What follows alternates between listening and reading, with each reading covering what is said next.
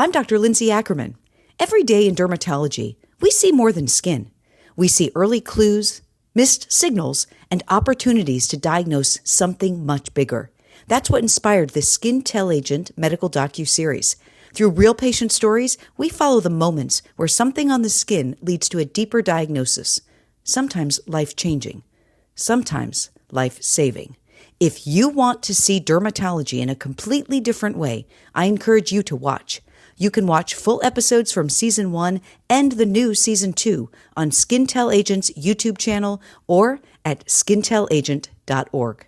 This podcast is for educational purposes only and is not medical advice. For personal medical care, please consult a qualified healthcare professional. Welcome to Dermatology Undressed, a provocative podcast. In this special segment, Skincidentals, we share true stories of moments when the skin quietly revealed a much deeper story. Today's episode begins not in an emergency room, but in a routine dermatology visit, a simple skin check for sun-related cancers here in sun-soaked Arizona. During that exam, I noticed bruising in unexpected places, upper arms and the torso, areas that just didn't fit the usual pattern of injury. Those subtle marks led me down a path that changed everything. I'm joined today by Janice, the lovely wife of John, whose story reminds us just how powerful careful observation can be. Thank you so much, Janice, for coming here to join me today. You're more than welcome, Lindsay. This is important. I remember vividly that first day when John and I had the encounter where bruises were noticed on his skin that really just otherwise couldn't have been explained. Mm-hmm. I remember exactly what exam room we were in. I remember exactly where he was seated when I had this aha moment of, I need to really ask him about these. Mm-hmm. So when I did have this visit with him and I disclosed my concern that the bruises just seemed to be in odd locations, I asked him, I said, John, tell me about these. Yeah. And what I recall was he said, I noticed these just like a couple weeks ago, and I've been going to the gym a lot more, and I figured I must have bumped myself with a weight. Well, that's exactly what we thought, because I had noticed the bruising. It was very light. And I said, what are you doing? And he said, well, I think I must have either incorrectly used the machine or the equipment. He said, because it doesn't hurt. And he said, and they don't seem to be going away, but we were aware of them, but we thought we had the right explanation. Yeah. And when I asked him, I square out asked him, I said, did you bump into something? I mean, it's just an odd place. We're used to seeing bruises on the lower legs, on the forearms, but to get a decent-sized, bruise on the belly, you kind of notice that you bumped into something. He was working on his six-pack. Yeah. Indeed, that beautiful six-pack. Yeah. He was. Mm-hmm. But he couldn't really explain it to me. And he kind of hemmed and hawed. He kind of looked at the ceiling, actually, like and then he said, I really don't think I bumped into anything. I don't think anything bumped into me. Mm-hmm. And that's the moment I, had to explain to him that I was concerned.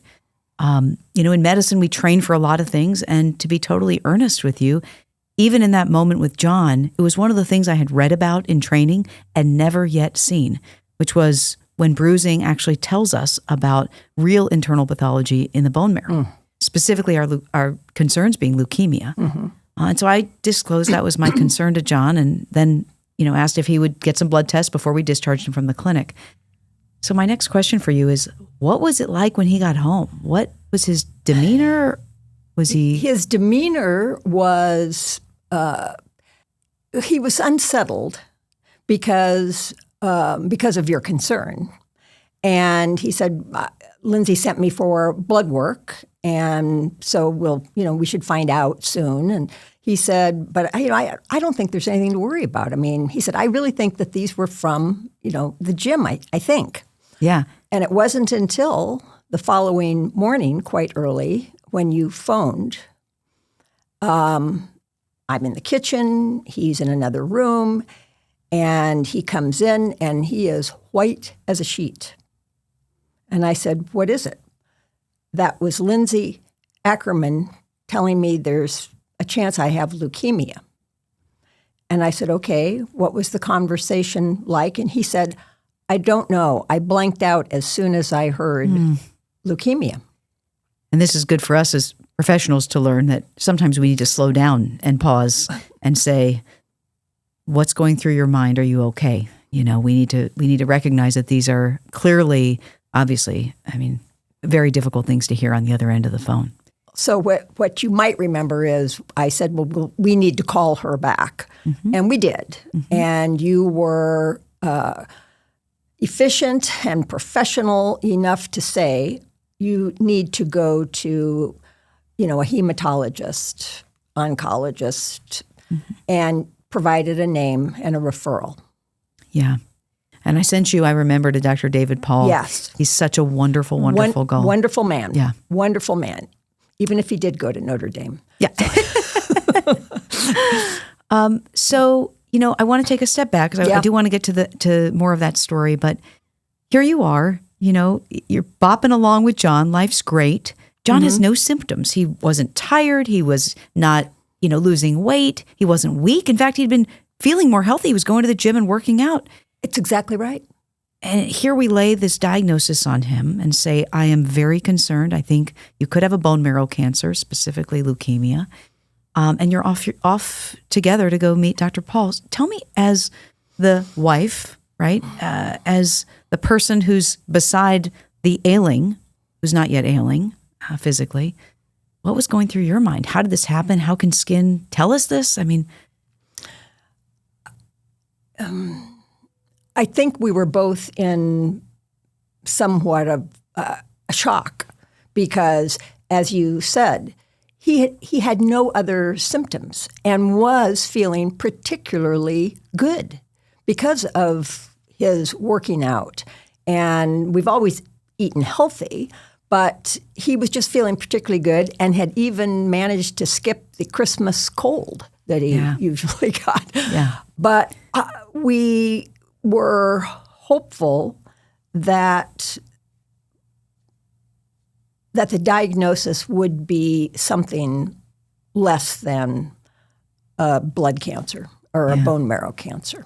Yeah. So I think it was fairly soon thereafter, I think within a week or so, you saw Dr. Paul. Mm-hmm. Obviously, John was taken for the biopsy of his bone marrow and diagnosed shortly thereafter with myelodysplastic syndrome, which can be either fairly slow to progress or rather aggressive. And John had the aggressive form. Mm-hmm. So it was not even that soon thereafter. It was consolidation chemotherapy and a bone marrow transplant. Yes.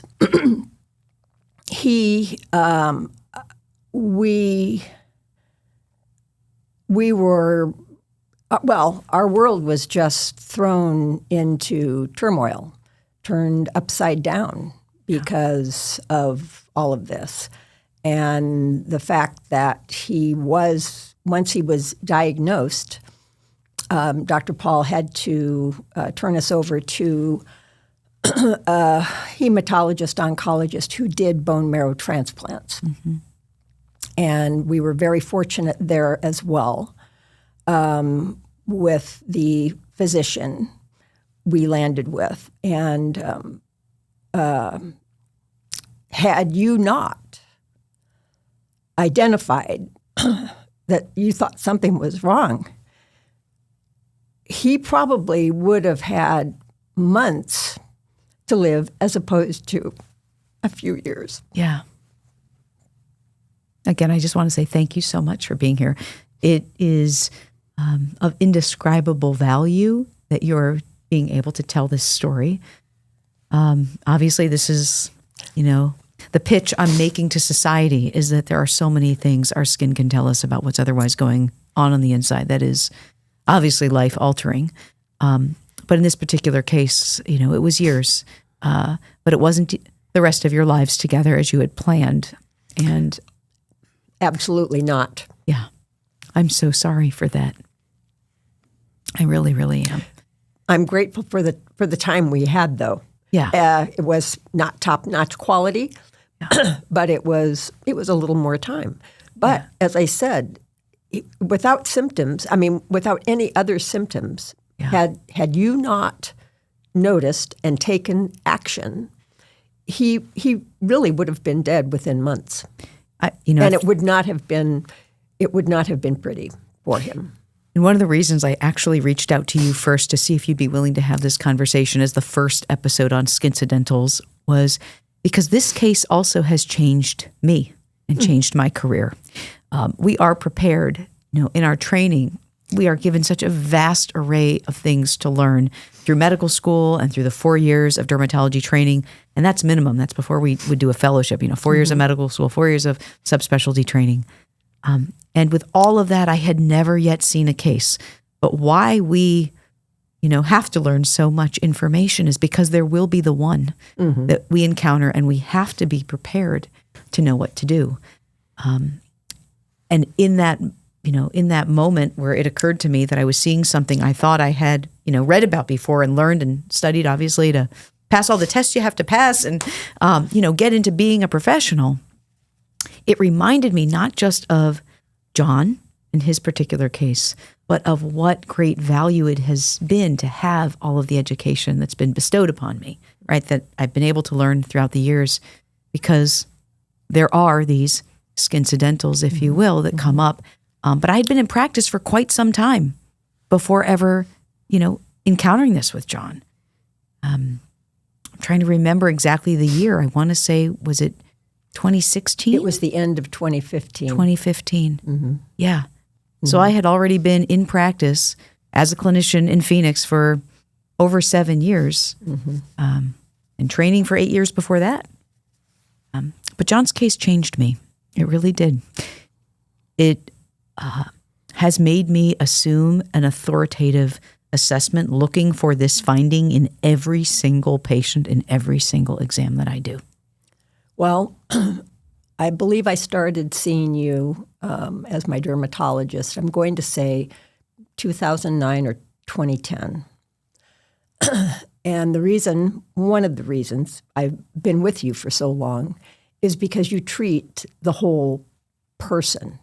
You're not just looking for skin damage or how to treat that, but you look at the whole entity, if you will. And you have rearranged my body in many ways. That's also part of my job. Yeah, I know it's part of your job, and I'm very appreciative for that, so that it didn't get any worse. But that is from the very start. You always treated the entire person, and which I feel is extremely significant. Well, thank you. I do believe our skin is just one major part, but of a much larger ecosystem of multiple organs that are all communicating with one another. And we have to appreciate each and every one of them for the value they provide. You're amazing. Thank you, Janice. If there's something else, I would love to give you the floor. Something else you want to share? I would like to impress upon people the importance of just regular examinations. It just doesn't take that much out of your day or your life, and it could very possibly save your life. Because you might not know what's lurking beneath your skin. Yeah. Or what your skin might be trying to tell you, and you think it's just a blemish or, bad skin. So I just feel it very, very important that people get regular exams. And if you're lucky enough to be in a good relationship, you check one another. Absolutely. And you notice these things. I mean, I had noticed the bruising on John, but we thought we had the explanation. Yeah. And fortunately for us, you found the real reason. So I would just urge people to look at their skin, have somebody look at their back. Yeah. But to 100%. get in to see your dermatologist. Yes. Well, thank you. It's an incredible privilege to be a board-certified dermatologist. I think we both agree the skin is just this unbelievable organ system that can tell us so much about what otherwise is going on. You are my public service announcement, so thank you for that. As I said, it's significant. It's important. And for me, I'll just say the most rewarding part of my career is the relationships I share with people. And you have always been a very important person in my life. So thank you for the relationship we share and for coming here today. Well, thank you for the wonderful care you've afforded. Thank you. I truly want to thank you, Janice, for your openness, your courage, and for helping us to illuminate why every inch of a skin exam matters. What began as a visit for sun damage screening turned into a life-saving discovery for John, a testament to the power of observation and the language of the skin. This has been another episode of Dermatology Undressed, a provocative podcast, a part of our Skincidentals series. I am Dr. Lindsay Ackerman, reminding you that the skin tells stories, if only we pause long enough to both look and listen.